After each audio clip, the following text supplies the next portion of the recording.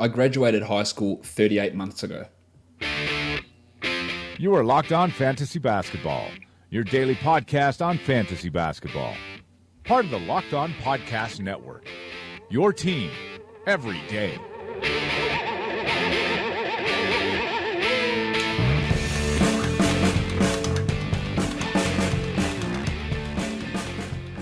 Hello and welcome to the Locked On Fantasy Basketball podcast brought to you by Basketball Monster. My name is Josh Lloyd and I am the lead fantasy analyst at basketballmonster.com, and you can find me on Twitter as always at redrock_bball. Today we're going to be looking at another team for the season preview series of shows. We're going to be looking at the Boston Celtics, a team with many questions to be answered as to how all these players are going to fit in for this upcoming season. And to talk about the Celtics, I'm joined by one of the hosts of the Locked On Celtics podcast, and that is John Karalis. John, thanks for jumping back on the show. Yeah, you got it, man. Excited for it. I think you've been here the last 2 or 3 years to do the Celtics season preview. Another one we've got to look at here because there's lots of questions with this team. Hopefully they can all be looked at in a positive manner, but still things that need to be decided on this team. And the way we're starting all these shows, John, is by looking at the projected record. You've gone with a 60-22 record for this team. The Vegas total is 58.5, so you've gone over 60. It is a very high win total, but this is a team that got to the Eastern Conference Finals last year without, arguably, maybe not even arguably, their two best players. They're adding those guys back into the mix, plus the internal development. I don't think, despite it being a high number, I don't think it seems like an egregiously high number. Do you think that that's the upper limit? Could they push even higher? And what are the circumstances where maybe it could go wrong and they don't get to that level? Well, I definitely think it could push higher. There are... I get to factor in some of the crazy losses, some of the losses. I can't believe we lost that team, but there's always a win in there that kind of balances those things out. But 60 is attainable. Again, it's only a game and a half higher than the over. So it's right in line with what people are expecting from the Celtics. Celtics have basically one of three teams that they're competing against, and everyone they're at best good, but not great. Milwaukee, Indy, Washington, good teams, but they challenge Toronto, Boston, Philly. So I think that they have an opportunity to fat on a lot of those lower two teams, bump up their win total. Maybe if they play in West, maybe they'd be a 55-win team. So I think that the addition of Kyrie and Gordon Hayward, and especially if Gordon Hayward can come back and be anything close. By the way, Gordon Hayward, I think he can come back and by the end of the year be in the debate for the best player of the season. So two guys back really changes a lot of things that went wrong last year. Last year they made a lot of comebacks. I don't get down as much as they did last, but there may be some of that. If you're looking at things that could go wrong, I do wonder how the minute distribution is going to work. If there's a possibility early in the season that Brad Stevens tinkers such that the game getting away from them and guys aren't comfortable with the roles. Today, we're looking at worst case scenarios. Look at a December where guys might be a little bit frustrated not playing minutes they think they should be playing, and Brad Stevens trying to explain and get those guys to understand that the first part of the season is a lot of data collection and figuring out who plays well with whom on the team. And should Gordon and Kyrie be staggered, or can they be okay always being on the floor together? Who plays with Al Horford? Who plays with Aaron Baines?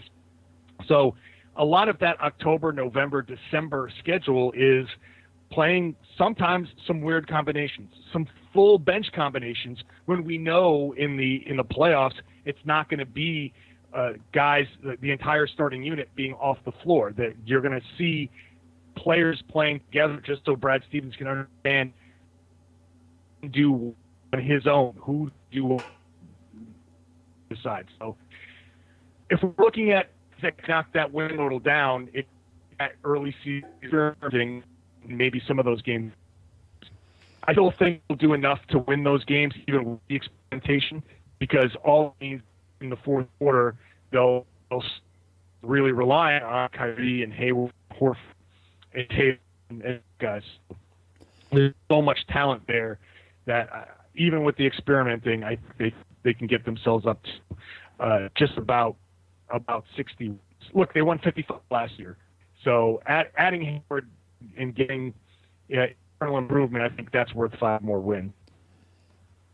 I asked everyone, all the co-hosts, to come on and give me a projected leading scorer. John, you sat on the fence and said Gordon Hayward or Kyrie Irving, but now I'm going to put you to the sword. I'm going to put your feet to the fire. Which ones are going to be? Okay, I just say Gordon Hayward. Okay. I'm going, and I'm going to say it's Kyrie because it's just the proven guy who's going to go out. He can get his ball in a lot of ways. There's so much uncertainty that maybe early and he. I don't think much with Kyrie. So Kyrie has been a more prolific Hayward. I'm going to say in the end, Kyrie going to be close.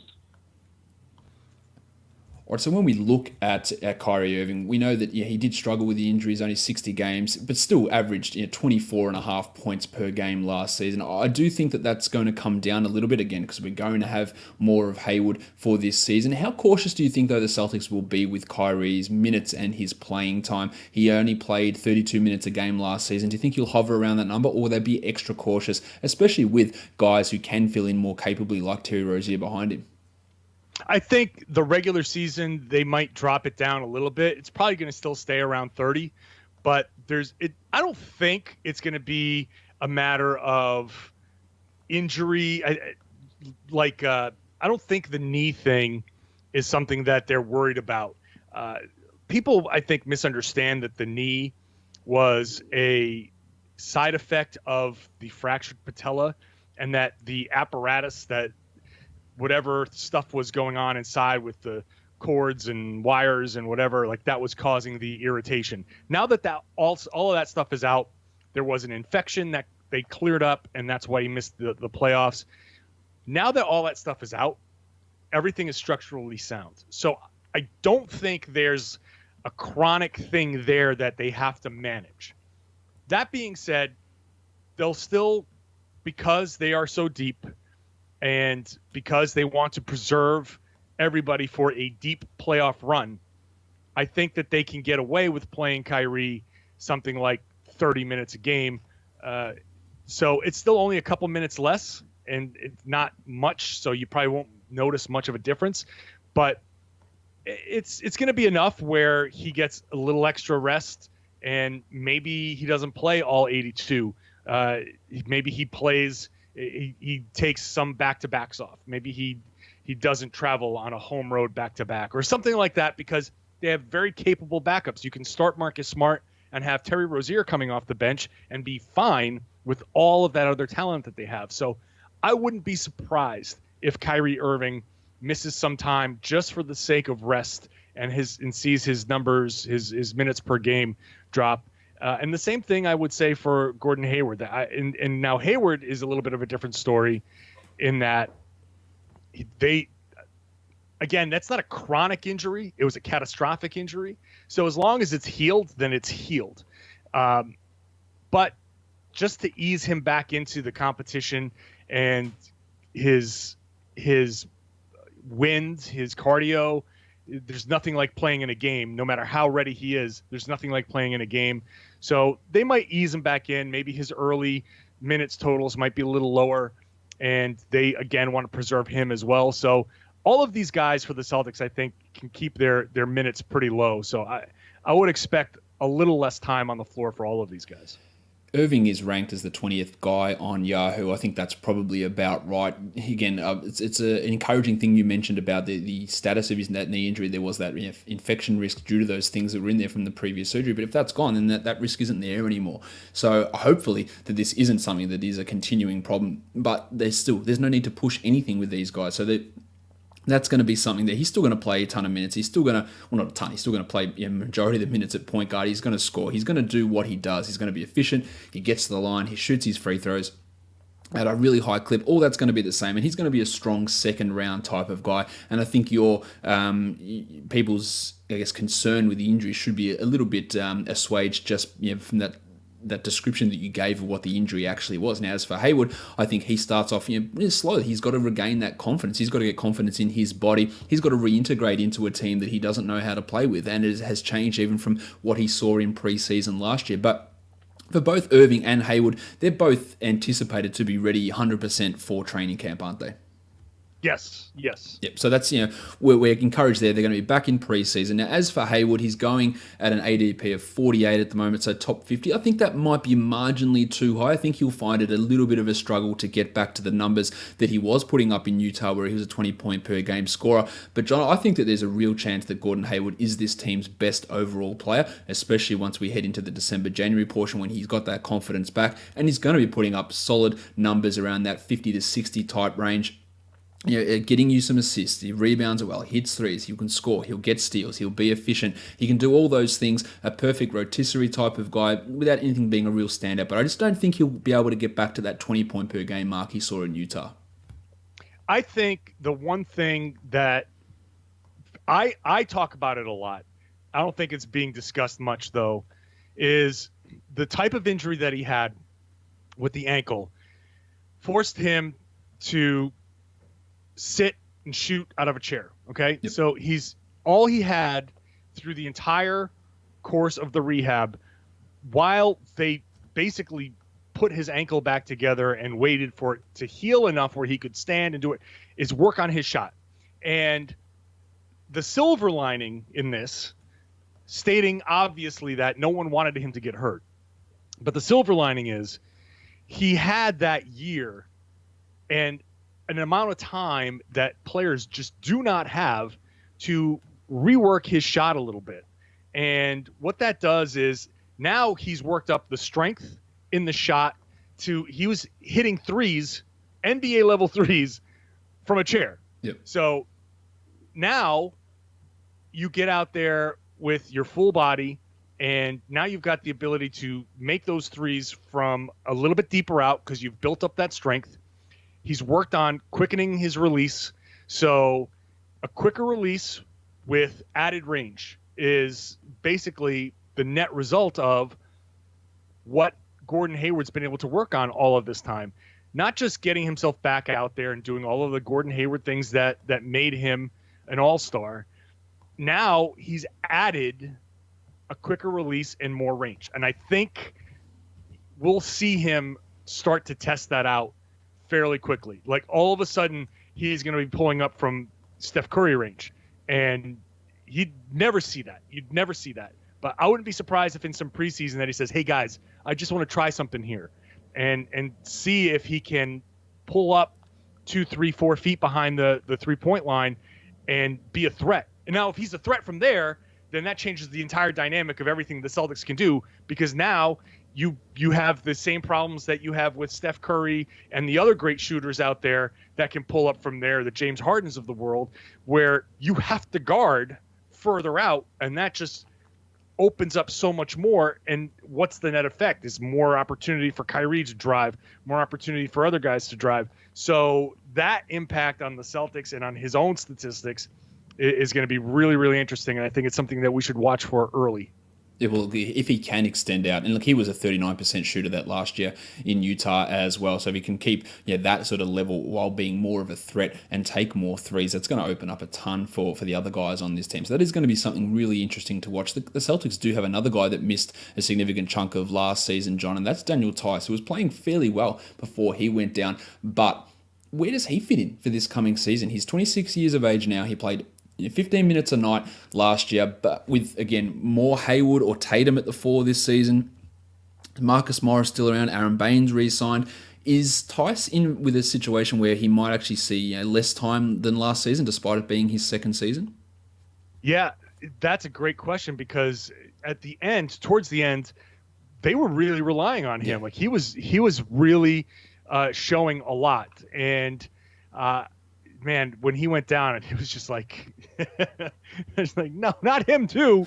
I think they're gonna have to find a way to use him, and ultimately that means Robert Williams, they just drafted, is probably going to spend a lot of time in the G League, because Tice is going to have to be the guy that plays behind Horford and Baines. I don't think they're going to throw Williams out there at all. They're going to give him a lot of time to develop. So I think they'll find some time for Tice to get out there. Is it going to be 15 minutes? I don't know.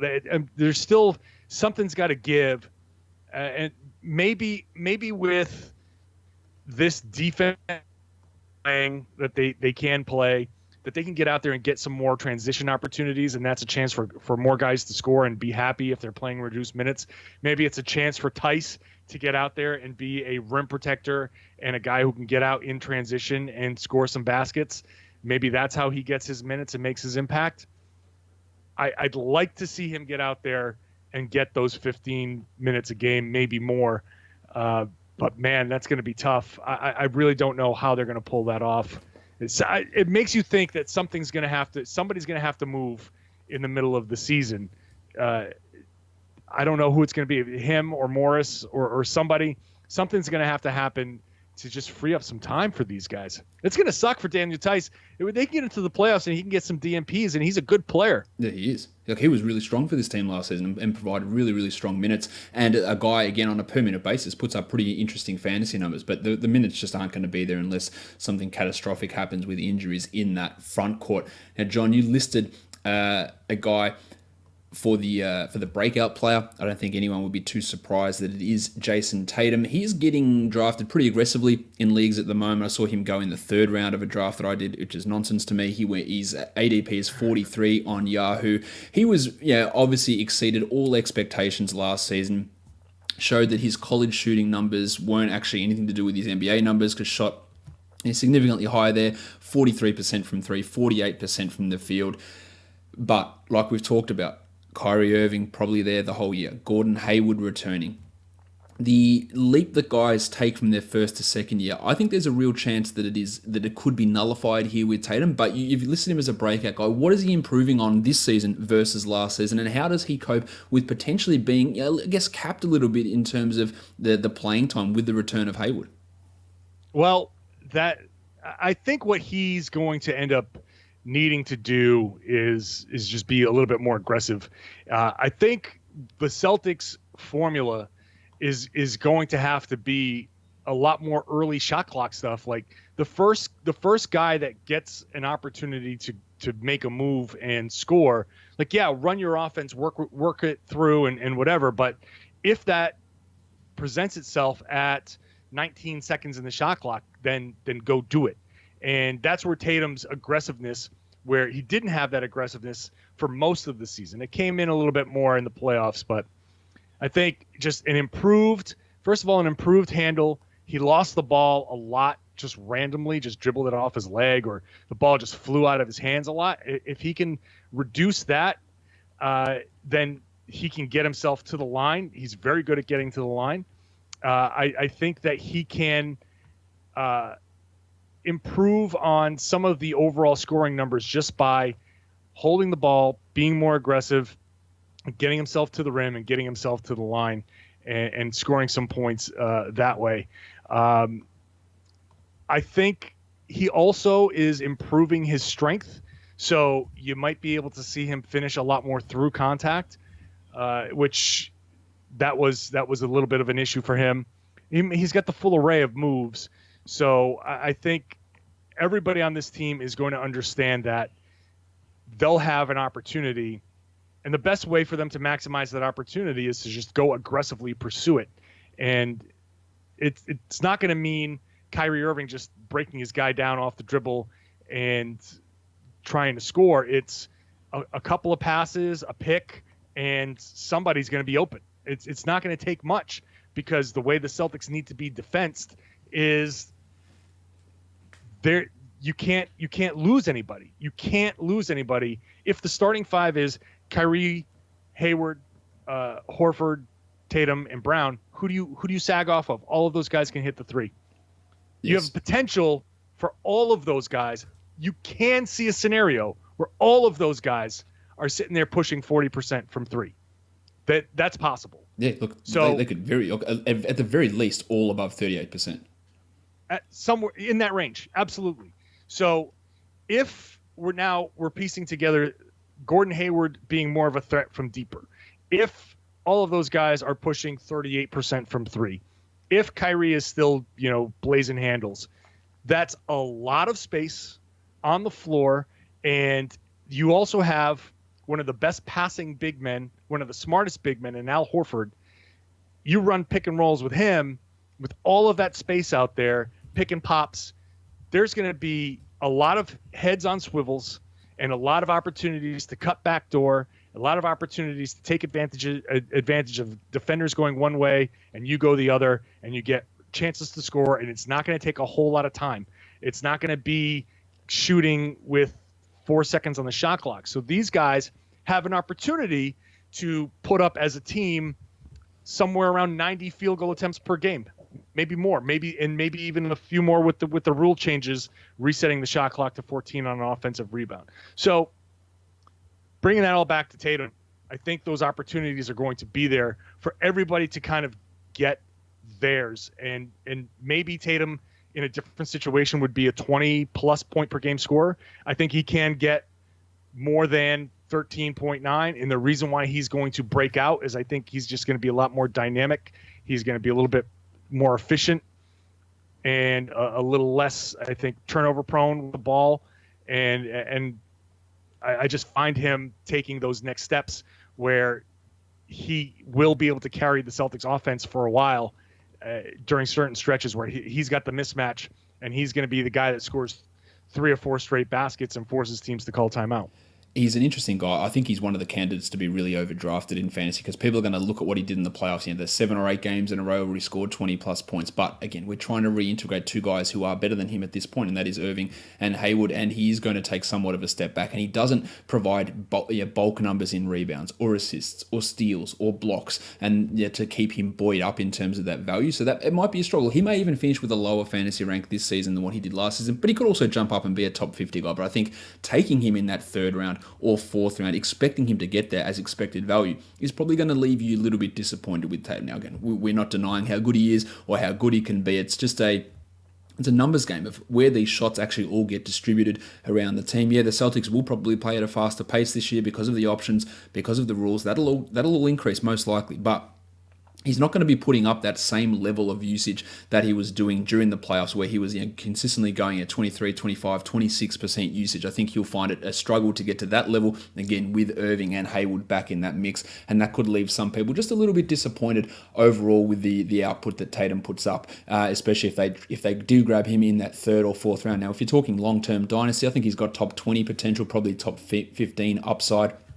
But that's going to be maybe if Irving does leave, maybe if Hayward takes a step back as he starts to age out of things in 2 to 3 years, Tatum could become that guy. But expecting a huge leap forward with all the other circumstances around this team for those overall numbers, it is going to take a few things, and it could happen. But I'd be a little bit weary about just going too early on him in the overall drafts. Now on this team, we've got 2 two-way guys. They're barely going to play. Walt Lemon Jr. and PJ Dozier.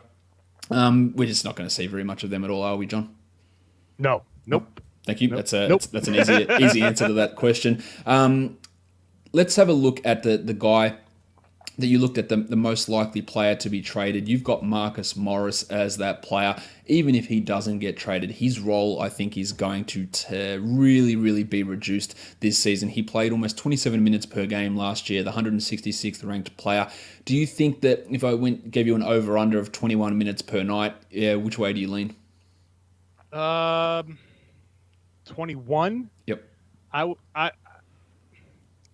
going to say over, not by much, but I'll say over because they did rely on him a bunch last season.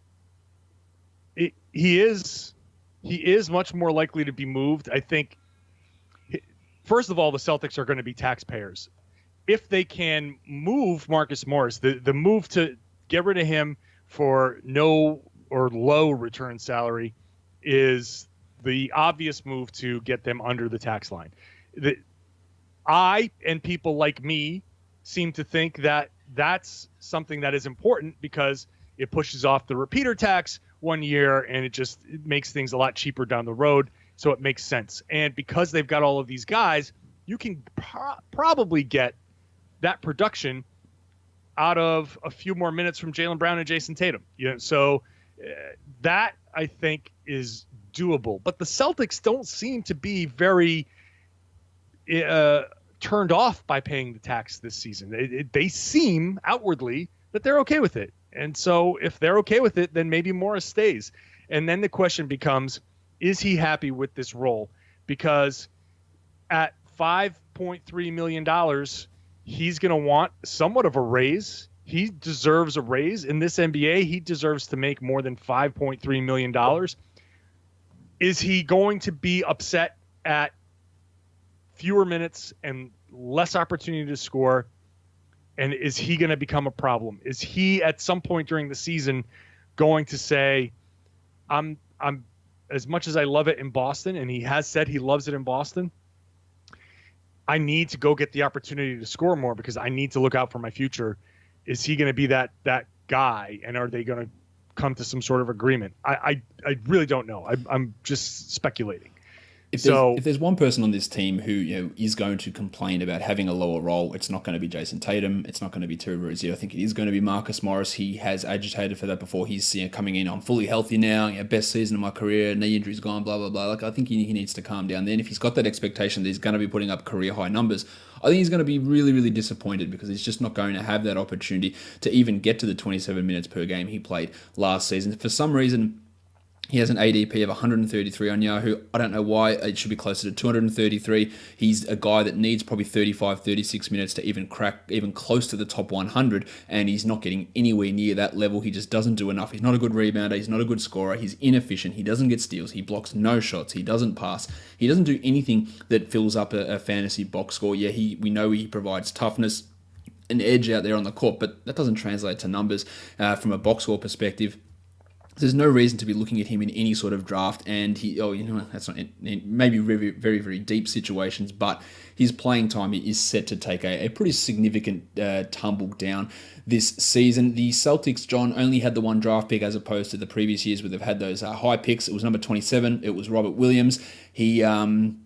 He slid that way due to some off-court concerns. We thought, maybe he's got that wake-up call now. He slid in the draft at 27 and then proceeded to lose his wallet, miss team flights, miss phone calls, and just seems to be somewhat of a loose cannon at this point.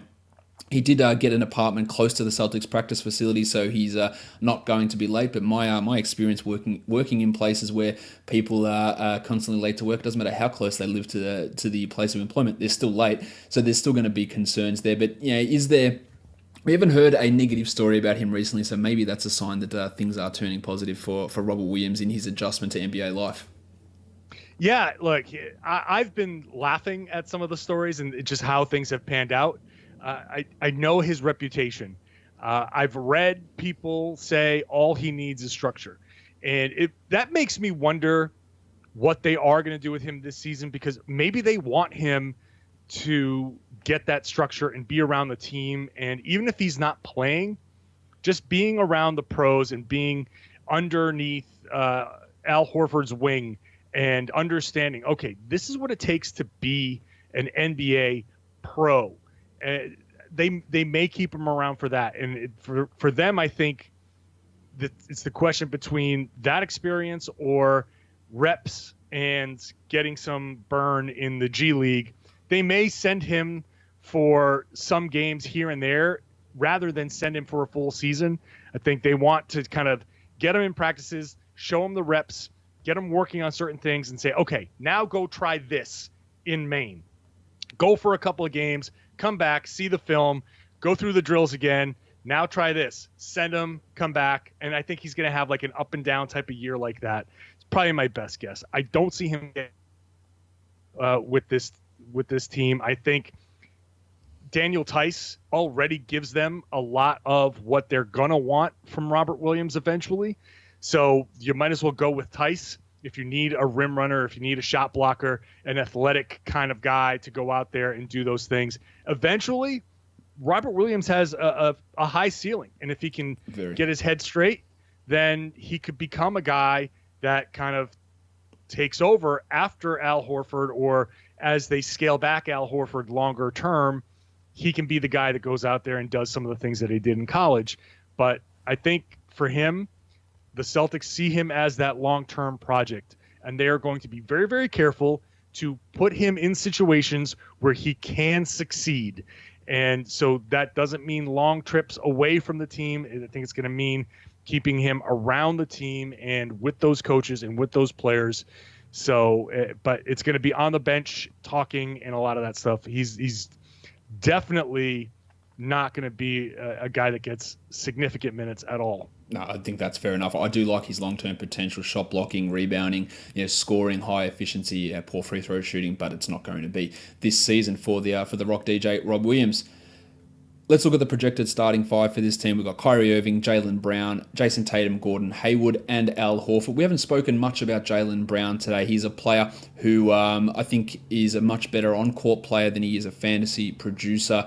He was last season the 136th ranked player in fantasy, mainly because of the inefficiency, 64% from the free throw line and over 3 attempts per game. He doesn't get assists, he doesn't get steals. He's a poor rebounder. He scores okay, but we know how good he can be on court. It's just that it doesn't necessarily translate into fantasy numbers. And we've talked about guys not getting the maybe same usage they had last season.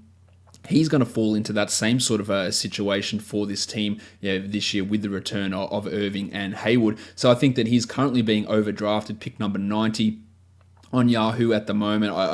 I don't see him being able to take that 40-spot leap. What can he improve upon? What did you see from him that you might be able to see him improving? Will the free throw percentage come up? I think it will personally. But where is he going into his third season? Is he the fifth offensive option in that starting five, or is it Horford probably?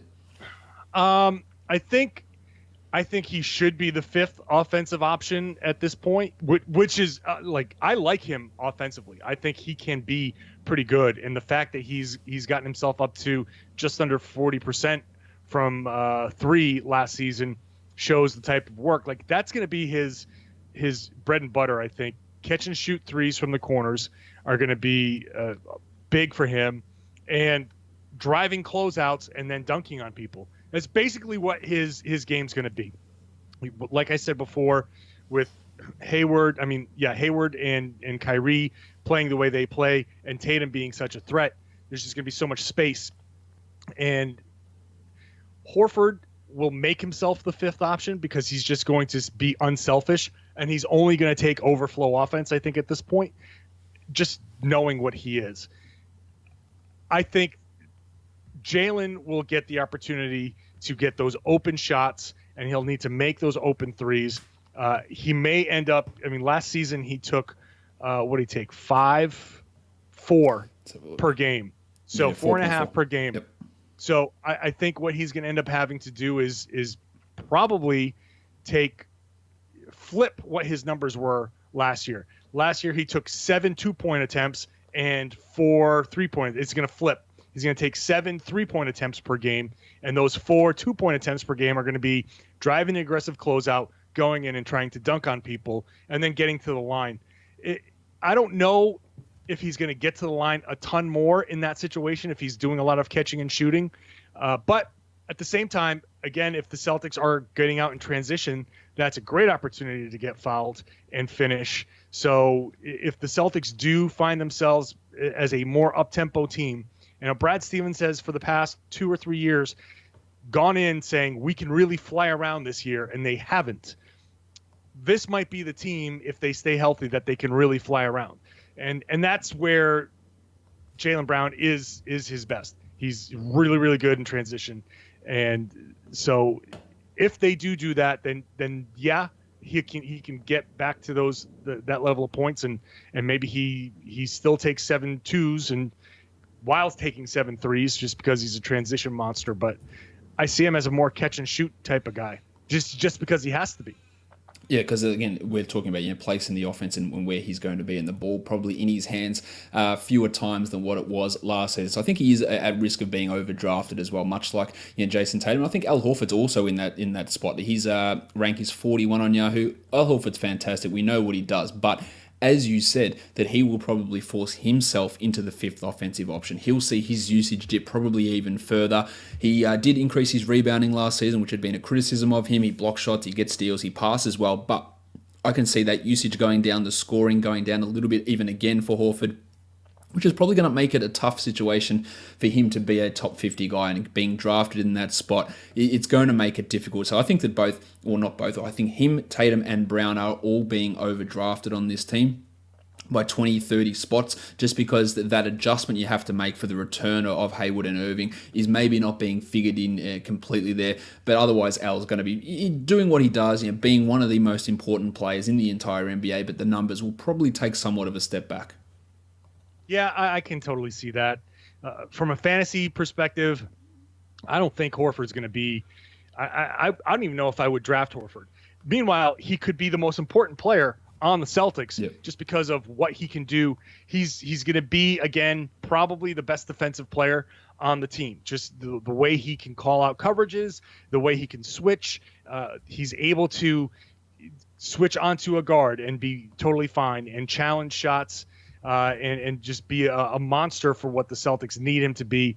And he will be extremely important setting those picks, getting the pick and pop, and distributing, even if it's hockey assists. But you don't have the secondary assists in these fantasy leagues that, I don't know, maybe some of them do. No, but not yet. I wish they would include it. It would, then maybe he would have some value there. But he's going to do a lot of those things that will try to help the Celtics win, and he'll very happily, I think, take a back seat when it comes to the scoring. Like that 12, 13 points again this year might be it. Like he might even drop a little bit more. He'll take shots when he's supposed to, and look, in the playoffs he can turn it up, and if you dare him to beat you, he can. But he wants to win. He's made his money. He's scored his points. He's made his all-star games. He needs rings. He wants rings. And his best way to impact a winning team is to pass, set picks, take overflow offense, and make sure that all of those other guys on the floor get the ball where they need to get the ball, be it by pick, be it by pass. He's going to go do those little things, and it just means I'm going to have more arguments about how good he really is, because I think his numbers are going to take a dip this season. But I think he's going to be the guy that you really have to look at the advanced numbers, his efficiency and his percentages, before you look at the raw numbers, the things that count most for fantasy. Yeah, exactly. I think that's going to be the case for Horford, and that's why I think he's being a little bit overdrafted with where he sits at the moment. A couple of guys we need to touch on before we wrap this up. Marcus Smart, he's ranked 104th on Yahoo. Maybe that's a little bit too high, but he just does what he does at this point. But I guess the big question is, John, will he ever hit 40% from the field in a season? I want him to so badly, not just because it would really help if he did that. I just see the potential there. Maybe he's just one of those guys that is an aberration. You usually don't see a guy shoot 36% from the field while shooting 70-something% from the free throw line. Like, that doesn't make sense. It does not compute. But he's a career 75.5% free throw shooter, but he's a career 36% from the field and 29 from three. And what do we always say? It's like the cliche at this point.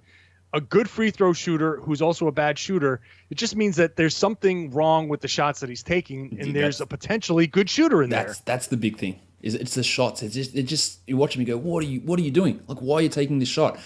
The encouraging thing, though, with Marcus Smart is over the last 25 games of the season, he hit 53% of his two-pointers. Now, for the entire season, he was at under 43%. The year before, he was at 42. The year before, he was at 42 as well.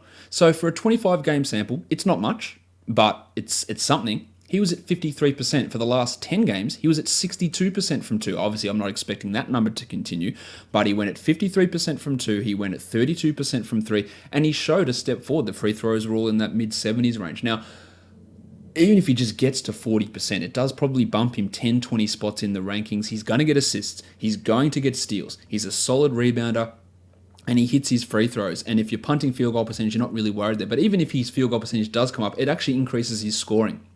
He's more of a 14-team league guy, but I have eternal optimism in Smart because I think he can shoot it to a degree. It's just that the decision-making sometimes is just so confusing, and I don't understand why he's taking these shots that he shouldn't be taking, because if he took the shots that he should take, then that percentage could rise pretty significantly. Yeah, welcome to the same conversation we've had in Boston for years with him. Maybe this season, these teammates will be what helps him, because what he does is he takes shots that are given to him, and instead of having a little bit more Ben Simmons, I'm just not going to shoot these shots regardless of how much room you give me. Oh, okay, you challenging me to this? I'll take it. His problem is that when he's on, he's on. He can go on a streak, but when he's off, it is bad. And that's why his averages are so bad. He'll have a 5 of 6 from three night, and it looks good. You just, wow, man, tantalizing. And then he'll have an 0 for 8 from three night, and it's just you blows your mind. Maybe with this team that he has and more scoring around him, maybe he'll just try to find ways to get them the ball rather than take those shots. Or maybe he'll just be so wide open that it'll be easier for him to take those shots, and maybe he'll hit more. I don't know. I've talked myself into Marcus Smart can get to league average or around league average, closer to league average. I've talked myself into that every year. There was a couple seasons ago, he was above league average from the corners, and it showed like, okay, he's got possibilities, but it's not there. It's just not there. And I've got to just convince myself, like, this is who Marcus Smart is, and he impacts winning in many, many ways. His shooting is just not going to be one of them.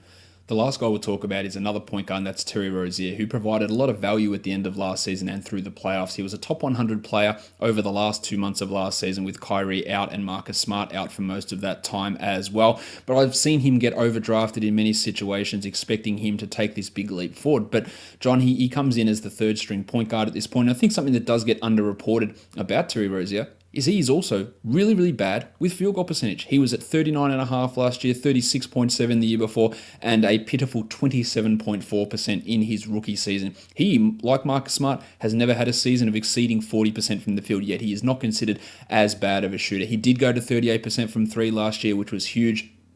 77% from the line, and showed that he could provide really good numbers. But if we're expecting that post All-Star 30 minutes a night, top 100 type of number from Terry Rozier, I think we're going to be pretty disappointed. He is an elite rebounder from the guard position, something that probably is a little bit underappreciated in what he can do there. But the opportunities, they're just not going to be there. And that shooting percentage, that's still a worry with Rozier as well.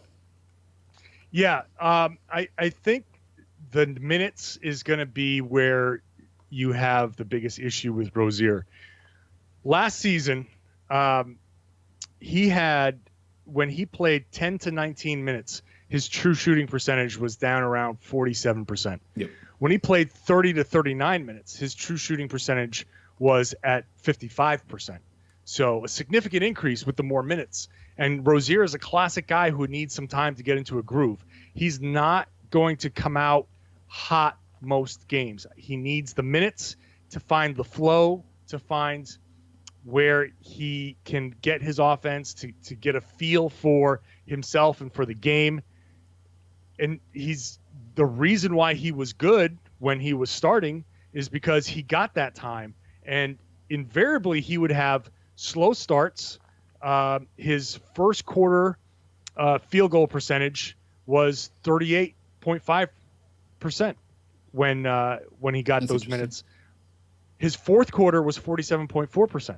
Okay. So as the game wore on, he got better, and his fourth quarters were hot shooting. So, and he even had jumps from first quarter to second quarter. So the more minutes he played, the better he got. And the problem is for him, he's just not going to get those minutes. Not unless something bad happens, or not unless they decide to rest guys. So he might have a handful of games where he gets those minutes, but for Rozier, from a fantasy perspective, I just don't see him being, the Vinnie Johnson microwave coming in and getting hot right away and dropping a bunch of points.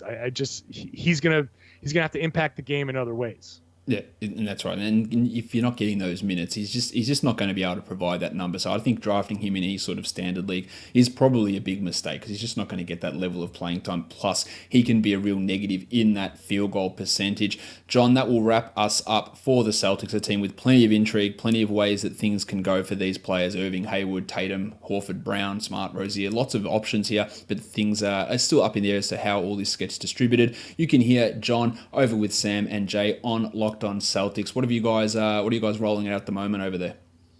Well, we just wrapped up our game by game selections, our predictions. So we have that over the past week. We also have a conversation with rapper Millies, who does our theme song. If you listen to the podcast, he's the guy. We have this awesome theme song. Like, I couldn't believe when he said, "Yeah, I'll do something for you," and he dropped this. This is the best part of our podcast, really. The opening theme song. Just downhill from there. But he came on. He just dropped a new album. We talked about him. We talked about his relationship with a few of the guys on the Celtics. It was a fun summer conversation over there. And we'll get into our September conversations about previewing what's coming up. And a lot of these conversations that we're having, we'll have a little bit more in depth about what we can expect from these guys. So make sure you are checking out Locked On Celtics, and of course you can go follow John on Twitter. John, Reds Army John, or is it Reds Army? Reds Army _ John, yeah. Reds Army _ John. Go follow him. Go follow me at RedRock _ Bball. The underscores unite. Go and leave us both a 5-star rating on Apple Podcasts and subscribe. Google Play, TuneIn, Stitcher, Spotify, and you can find this show on YouTube. Go leave a thumbs up, leave a comment, share it with your friends. You know all the good stuff. John, thank you once again for jumping on the show. My pleasure, man. Guys, we are done here. Thank you so much for listening, everyone. See ya.